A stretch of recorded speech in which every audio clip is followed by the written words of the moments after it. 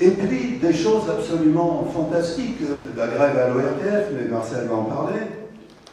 La grève de la presse, avec quand même cette idée un peu originale quand même, et difficile parfois à faire comprendre pour les intéressés, d'une grève totale de la presse, avec parution de la presse quotidienne. Il fallait le faire quand même. Il faut une CGT quand même qui ne manque pas d'imagination et qui en même temps ne manque pas de capacité de débat et de décision. Il faut savoir que dans la presse, on a décidé de la faire paraître. Ça paraît être à contre-courant, être gréviste tout en étant actif. Et nous avions convenu qu'il fallait que la presse elle sorte. D'abord, nos militants qui étaient dans le livre, membres du Parti communiste, nous disaient qu'il faut faire paraître l'humain. On a dit oui, mais si on fait paraître l'humain et qu'on ne fait pas paraître les autres, on va avoir toute la presse et toutes les radios et tous les citoyens possibles en disant la liberté d'expression. Alors en 68, j'étais en train de faire une émission magazine, non pas pour Saint-Colin à Lune, mais pour un autre magazine qui s'appelait Caméra 3, je crois, de Turin et Lagron. Nous étions en train de faire un reportage près de Clermont-Ferrand. Arrive le 13 mai, et là, les copains de Paris nous téléphonent en nous disant bon, il y a une grande assemblée générale, vous veniez à Paris ce soir. Ceci étant, faire paraître la presse, il faut savoir que c'était une difficulté particulière, parce que pour faire des journaux, il faut du papier. Il faut aller voir les dockers qui débloquent les stocks. Pour faire des journaux, il faut la force dans les imprimeries, l'électricité, la force. Il a fallu négocier. Il a fallu négocier les bons d'échange, il a fallu négocier avec toutes les fédérations possibles pour que la presse puisse paraître pendant le conflit. Et puis, on a commencé à s'organiser, et donc la plupart des professions de l'ORTF, ce sont les responsables de tous les syndicats, de toutes les professions, se sont installés à la maison de la radio. Et on a refait le monde, quoi. C'était formidable ce qu'on avait proposé. Et, par exemple, la direction de l'ORTF devait être désignée par un ensemble de 3 parties. La première, c'est les représentants du gouvernement. La deuxième, les représentants du personnel. Et une troisième qui devait représenter la population. Avec des règles pour choisir des gens représentatifs des spectateurs. Et c'était très démocratique, c'était très intéressant. Et on était assez passionnés. Alors il y a eu des moments formidables. À un moment, il y a Léon Citron, qui était présentateur vedette à l'époque. Et il se demande à comparaître devant l'Assemblée, les représentants de tous les syndicats. Et il dit, voilà, camarades, je suis avec vous, de tout cœur, etc. Mais bon, le problème c'est que il était au bureau comment dire, au tableau de service pour le journal du gouvernement. Et il dit, voilà, est-ce que vous m'autorisez à présenter le journal parce que mon public me réclame. Et pour nous, pour la presse, tous les soirs à François, on faisait le point avec toutes nos équipes de la presse. Même le 23 mai, à la Bourse du Travail, salle Eugène Naf, où était présent Gérard Alzard, et sous la présidence de Henri Krasuki, on a eu tous les militants de la presse parisienne qui étaient là pour leur expliquer que c'était une action militante de faire sortir la presse en de telles circonstances. Par contre, comme les camarades travaillaient, eh bien ils allaient à la solidarité en disant effectivement on travaille, mais l'argent qu'on va gagner, on va en laisser pour les camarades les plus nécessiteux dans les actions, etc. Et puis un beau jour, bon, il a fallu reprendre le boulot. Après la grande manif des Champs-Élysées.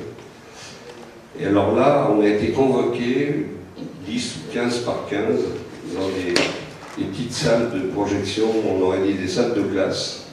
On se sentait comme des écoliers là. Et puis il y avait le directeur de l'information, directeur adjoint de l'information, qui faisait les 100 pas, sans rien dire. Ça. Et puis il se tourne vers nous et il nous dit « Je vous ai beaucoup attendu. » Voilà, ça a été un peu terrible pour beaucoup. Beaucoup ne sont jamais rendus à l'ORTF. Nous étions la première génération de descendants de quartier parisien à pouvoir faire des études et aller à l'université.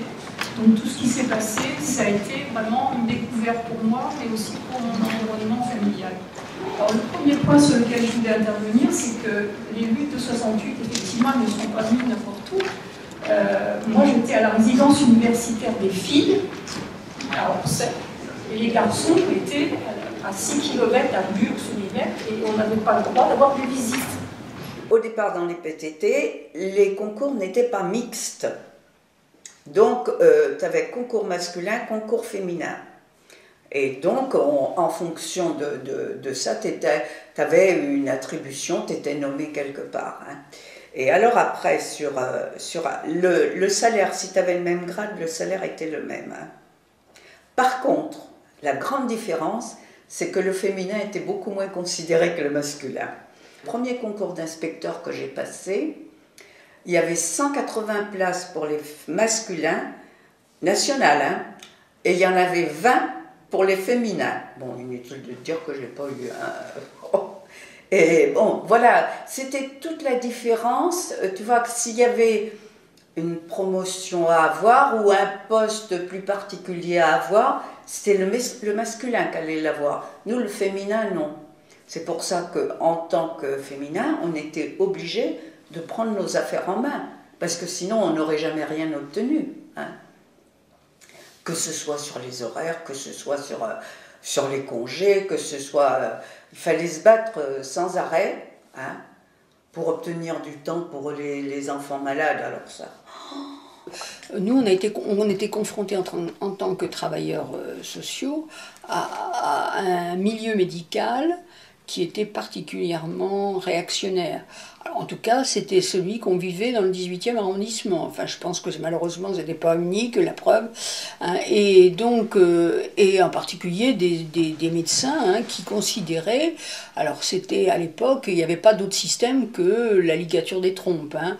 On faisait une ligature des trompes pour les femmes qui ne pouvaient plus avoir d'enfants ou ne voulaient plus parce qu'elles avaient un tas de problèmes, etc.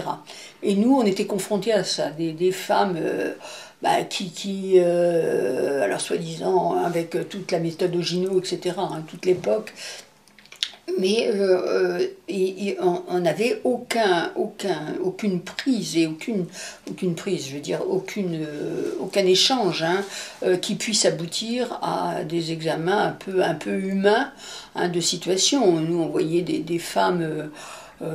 complètement qui faisaient des septicémies, qui étaient dans un état pas possible parce qu'elles se faisaient avorter n'importe où, n'importe comment.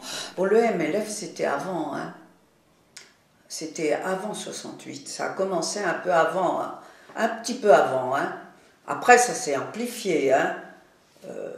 Amplifié. Moi, j'ai fait le procès de Bobigny, mais c'était beaucoup plus tard. J'y suis allée. Hein. Mais vraiment, c'était insupportable, hein, cette époque. Hein. Donc, ça aussi, ça faisait partie... à la fois, il y avait un tas de choses importantes sur le rôle des femmes, et puis en même temps, on leur donnait aucun moyen de pouvoir contrôler, puisqu'on parlait du contrôle des gens, de contrôler elles-mêmes, hein, et c'était les plus pauvres, bien entendu, avec des choses dramatiques, hein, vraiment. Moi, je n'insiste pas, on voit bien, on connaît bien cette époque-là. Alors là, par contre, la première manif pour les femmes, le 8 mars, je vais te dire, je ne me rappelle plus en quelle année c'était. Je sais qu'on avait fait Port-Royal Opéra, avec nos petits pancartes, parce qu'on n'était pas très nombreuses, et on avait un peu la trouille que ça fasse un peu ridicule. Mais on se faisait insulter, il y avait des mecs sur le trottoir qui nous insultaient. On leur a répondu, hein, t'inquiète, mais c'était incroyable. Hein. feriez mieux d'être à vos casseroles ou je sais pas quoi. Oh, purée.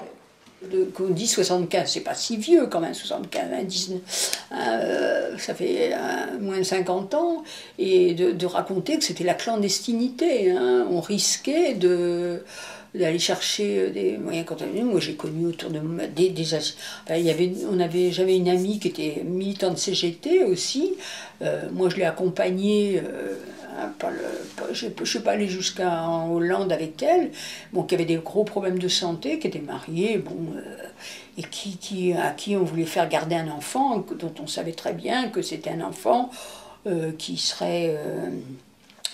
aurait des malformations. Et donc, je me souviens de sa souffrance et puis de tout ce qu'on avait fait pour... Et puis toutes ces femmes, alors on savait, hein, les cartes qui partaient telle date, etc., à telle heure, et tout ça. Bon, on savait, hein, on disait ça aux gens en douce, vous allez voir tel médecin et tout ça. 68 nous a quand même marqué. Hein. Ah ouais. Mais on vivait mieux après. On vivait mieux. Je trouve que même les femmes, enfin certaines, hein, peut-être parce que c'était un milieu qui était syndiqué, on avait l'impression qu'on avait un petit peu plus de liberté, mais qu'il fallait qu'on fasse attention de ne pas se laisser reprendre. Et donc mai 68 n'est resté qu'une aventure revendicative du point de vue des luttes, et ça aurait mérité un plus grand débouché, même s'il y a eu après mai-juin 68 toute une série de choses qui ont changé en France. Pour les femmes, le MLF est un enfant de mai 68. Mais bon, tu faisais à la fois le travail au bureau, tu faisais le travail au syndicat et tu faisais le travail à la maison. Moi, je suis arrivée en 65 au chèque postal de Paris. Il faut savoir qu'à l'époque, on était 12 000, dont 11 000 jeunes femmes, les 1 000 garçons étant surtout au tri des chèques.